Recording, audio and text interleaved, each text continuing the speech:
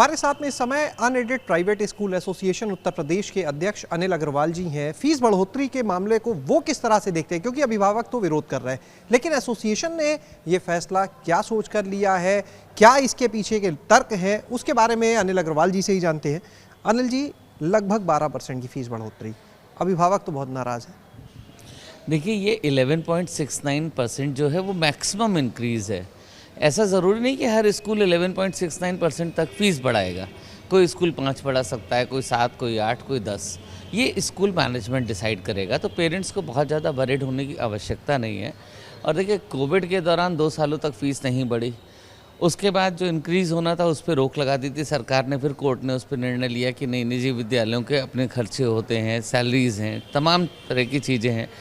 और इस बार देखिए, कंज्यूमर प्राइस इंडेक्स जो गवर्नमेंट का फी रेगुलेशन एक्ट का फार्मूला है 5% प्लस CPI, तो जब कंज्यूमर प्राइस इंडेक्स यानी महंगाई बढ़ी है और जिसकी दर ज़्यादा आ रही है, तो उसके लिए हम लोग कैसे जिम्मेदार हो सकते हैं। ये तो एक्ट में वर्णित धारा सेक्शन 4(1), और जब पेरेंट्स का स्टेटमेंट हम पढ़ते हैं कि अचानक से बढ़ा दिया, कैसे निर्णय ले लिया, तो वो एक्ट को देख लें। एक्ट में क्लियरली लिखा है कि स्कूल अपने स्तर से फीस बढ़ाने का निर्णय ले सकता है, लेकिन उसकी कंडीशंस दी हुई हैं, जिसमें 5% प्लस CPI और CPI 6.69 आया है। उसकी वजह से 11.69 का ये मैक्सिमम इंक्रीज़ है। अच्छा, आपके भी स्कूल चलते हैं तो आपसे जानना चाहेंगे, आपने कहा ये मैक्सिमम इंक्रीज़ है, तो आप कितना बढ़ाएंगे? देखिए, अभी किया आपने? हाँ, हम लोगों ने लगभग आपस में तय कर लिया, लगभग हमारे यहाँ इंक्रीज़ 10% के आसपास होगा। मानते हैं कि अधिकतर स्कूल 10 से 11% तक तो बढ़ा ही लेंगे, अधिकतर स्कूलों का ये रहता है। देखिए, 10 से ऊपर मुझे लगता है बहुत कम ही स्कूल होंगे। ज़्यादातर जहाँ तक अभी मेरी बात हुई है, तो लगभग ये आंकड़ा 8 से 10% के ही बीच में लोगों का आ रहा है। जिनके घर के 2 बच्चे पढ़ रहे हैं, किसी के 3 बच्चे, आजकल फीस जो है 8,000 10,000 तक है, तो अगर 10,000 फीस है, एक बच्चे पे लगभग 1,200 रुपये लगभग या 1,169 रुपये बढ़ जाएगा, तो जिसके 2-3 बच्चे हैं उसके ऊपर कितना बर्डन आएगा, ये भी सोचा है?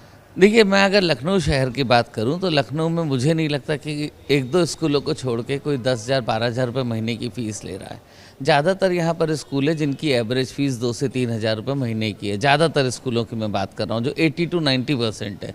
बल्कि मैं बोलूँ 50% से ऐसे स्कूल हैं जो 1,500 2,000 से कम फीस में चलते हैं। तो ये जो हाई एंड वाले हैं ना, जिनकी बात आपने करी, वो हार्डली 1 या 2% हैं, और वो वहाँ पर उनके बच्चे पढ़ते हैं जिन्हें मुझे नहीं लगता कि इस अमाउंट से कोई फ़र्क पड़ेगा।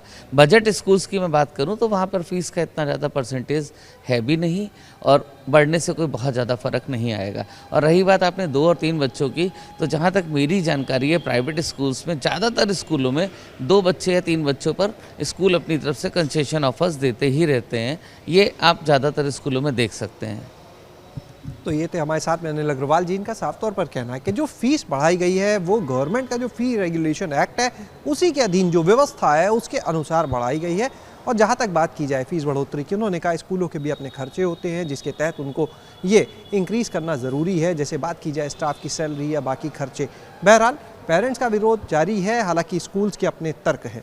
कैमरा सहयोगी हरिओम के साथ शैलेश अरोरा, ABP गंगा, लखनऊ।